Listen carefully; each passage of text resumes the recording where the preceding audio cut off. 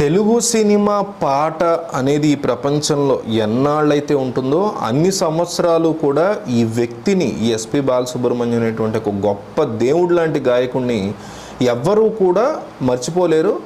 SP Balasubrahmanyam ఎవరు అని తెలుగు వాళ్ళు ఎన్ని సెంచరీస్ ఎన్ని శతాబ్దాలు గడిచిన, ఇది 2024 కదా, 2424లో కూడా ఎవరు ఎస్పి బాలసుబ్రహ్మణ్యం ఎవరు అని ఎవ్వరు అడిగేటువంటి పరిస్థితి ఉండదు తెలుగువాడు.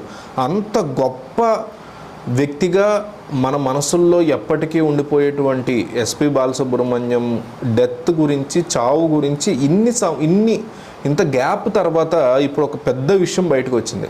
ఆ విషయం ఏంటి? ఆయన చావుకి నేనే కారణమని ఒక వ్యక్తి బాధపడినటువంటి సందర్భం ఉంది. ఎవరు బాధపడ్డారు అట్లా? ఎందుకు ఆ మాట అన్నాడు? నిజంగానే ఆయన వల్లే ఎస్పీబీ చనిపోయారా? అసలు ఆ మాట అనడానికి కారణం ఏంటి? ఎందుకంటే అదేం చిన్న మాట కాదు. నా వల్లే ఎస్పి బాలసుబ్రహ్మణ్యం లాంటి ఒక లెజెండరీ పర్సనాలిటీ చనిపోయాడని ఒక వ్యక్తి అన్నారంటే అసలు అది చిన్న మాట కాదు కదా. ఆ వ్యక్తి ఎవరు, ఎందుకు అట్లా అనాల్సి వచ్చిందనేది ఒకసారి ఈ వీడియోలో చూద్దాం. 74 ఏళ్ల వయసులో కరోనా కారణంగా ఈ లోకాన్ని వీడిన ఎస్పి బాలసుబ్రహ్మణ్యం చావుకి తానే కారణం అంటూ సీనియర్ నటుడు, టాలీవుడ్లోనే ఆయన సీనియర్ నటుడు, ఇప్పుడు చనిపోయింది ఎస్పి బాలసుబ్రహ్మణ్యం అయితే ఆయన నా వల్లే చనిపోయారు అన్నది కూడా ఆంధ్రప్రదేశ్ సంబంధించిన తెలుగు వ్యక్తి, పైగా ఇండస్ట్రీలో ఉండేటువంటి ఒక సీనియర్ నటుడు. ఆ సీనియర్ నటుడు ఎవరో కాదు, శుభలేఖ సుధాకర్. వరుసకి బాలసుబ్రహ్మణ్యంకి ఆయన బావ కూడా అవుతారు.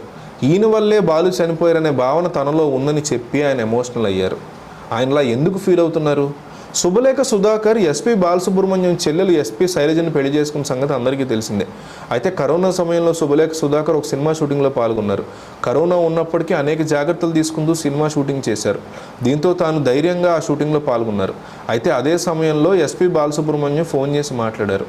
కరోనా సమయంలో మీరు షూటింగ్లో పాల్గొనడం అవసరమా అని ఎస్పీబీ శుభలేఖ సుధాకర్ని, అంటే తన బావని అడిగారు. అన్ని జాగ్రత్తలు తీసుకుంటున్నానని, ముఖ్యంగా రామోజీ ఫిల్మ్ సిటీలో జరుగుతున్న ఒక్కో షూటింగ్ ఇదని సుధాకర్ చెప్పారు. అలాగే శానిటైజ్ చేయడం, మాస్కులు వాడడం వంటి అనేక రకాల జాగ్రత్తలు తీసుకుంటున్నామని చెప్పడంతో ఒకరోజు బాలు కూడా అక్కడికి వచ్చారు. చాలాసేపు సుధాకర్తో మాట్లాడారు. ఆ తర్వాత కొందరు వచ్చి బాలుతో ఫోటోలు కూడా దిగుతామని అడిగారు. ఒకే ఫోటో కదా ఇవ్వమని సుధాకర్ అడిగితే దూరంగా ఉంటూనే ఫోటోలు దిగారట ఎస్పీబీ. అయితే ఒకే ఒక్క ఫోటో అని అడిగిన వాళ్ళు 96 ఫోటోలు దిగే వరకు బాలసుబ్రహ్మణ్యాన్ని వదలలేదట. అయితే ఆ తర్వాత 3 రోజులకే బాలుకి కరోనా రావడం, ఆ తర్వాత ఆయన చనిపోవడం జరిగింది.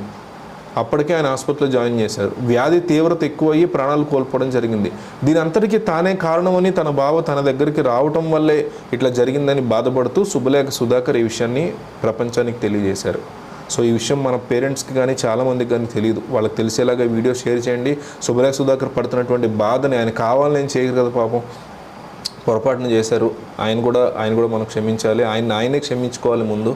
సో మన పేరెంట్స్కి కానీ పెద్దవాళ్ళు ఎవరికి ఈ విషయం తెలియదు ఇప్పటివరకు, శుభలేఖ సుధాకర్ ఇట్లా బాధపడుతున్నారని. ఈ శుభలేఖ సుధాకర్ అనే వ్యక్తి చాలామందికి తెలుసు మన పెద్దవాళ్ళకి. కాబట్టి అందరికీ తెలిసేలాగా, చూసేలాగా ఈ వీడియోని వీలుగా వాట్సాప్ స్టేటస్లో ఈ వీడియోని పెట్టుకోండి. చాలామందికి ఈ విషయం తెలుస్తుంది.